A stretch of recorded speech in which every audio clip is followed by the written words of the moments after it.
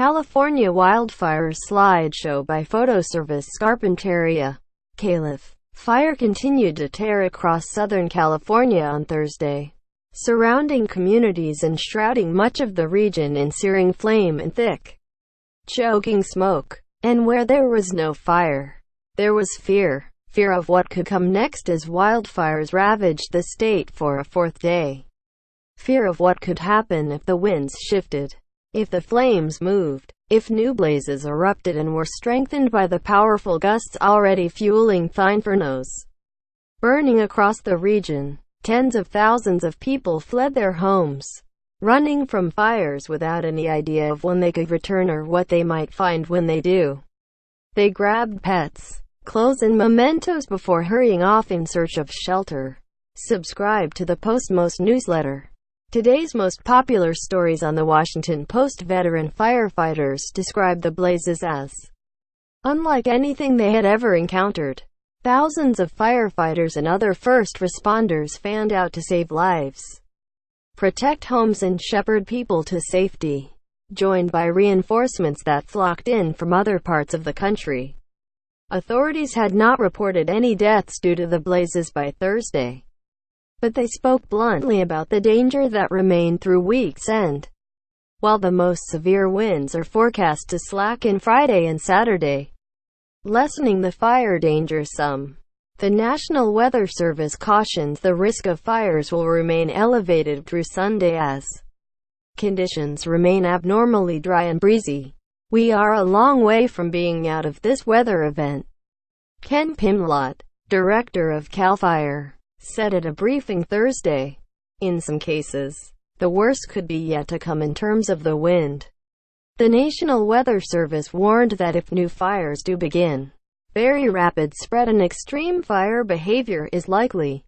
Blazes began Thursday across Southern California, including one in San Diego County, where the lilac fire grew to 1,000 acres in just a few hours and prompted mandatory evacuations.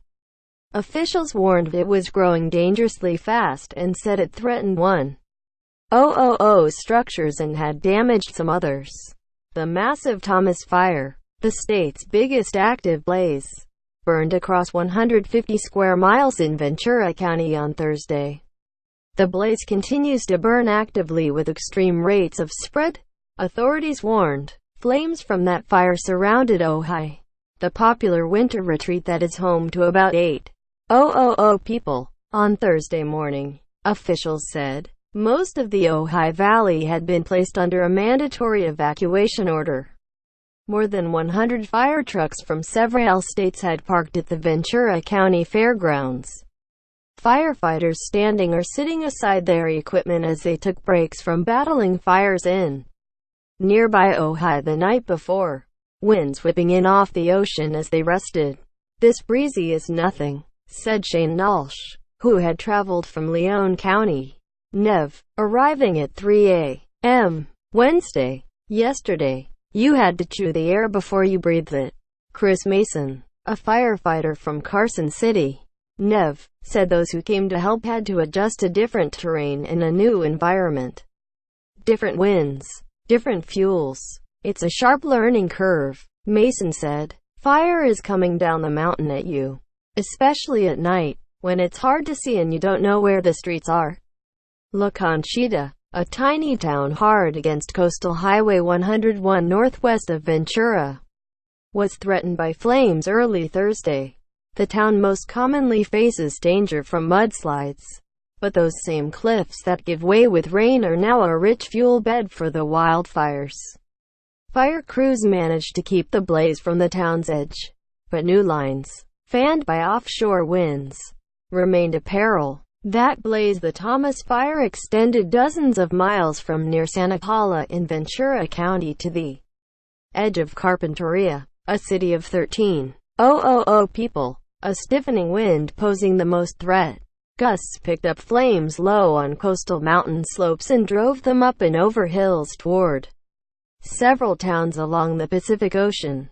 Santa Barbara County began urging evacuations, ordering hundreds of people to leave areas along the Pacific Ocean between the larger cities of Santa Barbara and Ventura, along Rincon Mountain Road a few miles south of Carpinteria.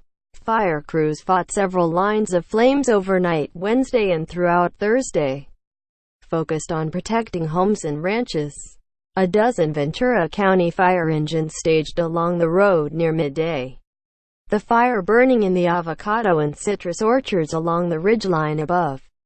Tall stands of eucalyptus shook with the strengthening wind, which was driving the flames toward several multi-million-dollar homes, a brewery and a small vineyard.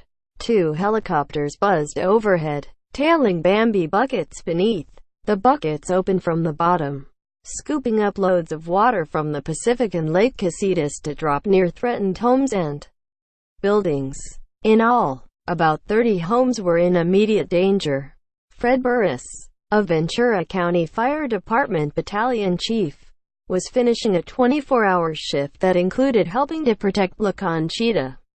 Only one outbuilding was lost early Thursday, he said, but new fire lines were popping up along a 15-mile stretch of Highway 150 between Ojai and Carpinteria. We're basically defending an area with homes and ranch infrastructure, seeing a new fire emerge along this stretch, then splitting off resources to send there. That's the strategy, said Burris, a 36-year veteran of the department. Everyone says, yeah, this is the worst, but it really is the high water mark for me. We've never seen a fire with this much speed and range. The California National Guard said it had mobilized more than 1,300 personnel to help confront the wildfires. In Los Angeles County, firefighters responded to threats on multiple fronts. The Ryan Creek fires continued burning through a combined 29 square miles north of Los Angeles, while the Skirball fire's smaller reach forced evacuations in ritzy Bel Air and caused the University of California, Los Angeles to cancel classes on Thursday, just 2 days before final exams. Los Angeles Mayor Eric Garcetti, D., said the erratic and unpredictable wind gusts will continue through Saturday, warning that the winds could whip through with speeds as high as 70 miles per hour.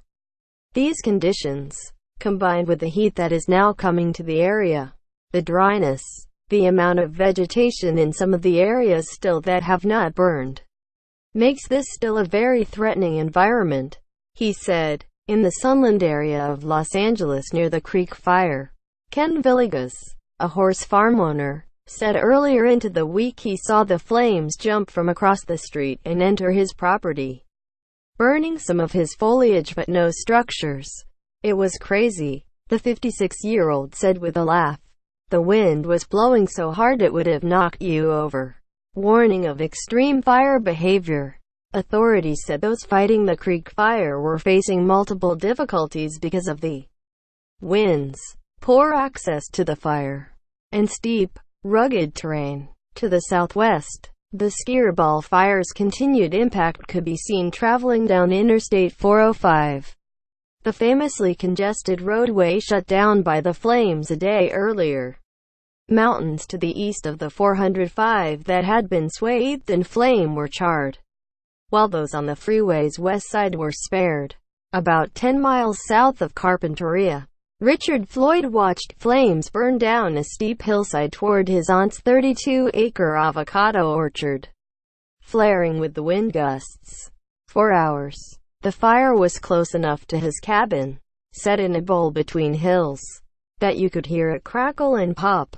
Helicopters dropped water on the hillside above the orchard for more than an hour, 2 working in tandem, as one dropped a load and swung south to refill in Lake Casitas. The second could be seen in the near distance. The crews were doing great. Just great, Floyd said, but the flames persisted and he remained uneasy. Berman reported from Washington. Noah Smith in Los Angeles. Sue Yun in Ventura, Calif, and Travis Andrews, J. Freedom Delac, Jason Samenow and Dan Lamoth in Washington contributed to this report. Read more. What happens when people live in areas where natural disasters can erupt? The night America burned. The deadliest and most overlooked fire in U.S. history.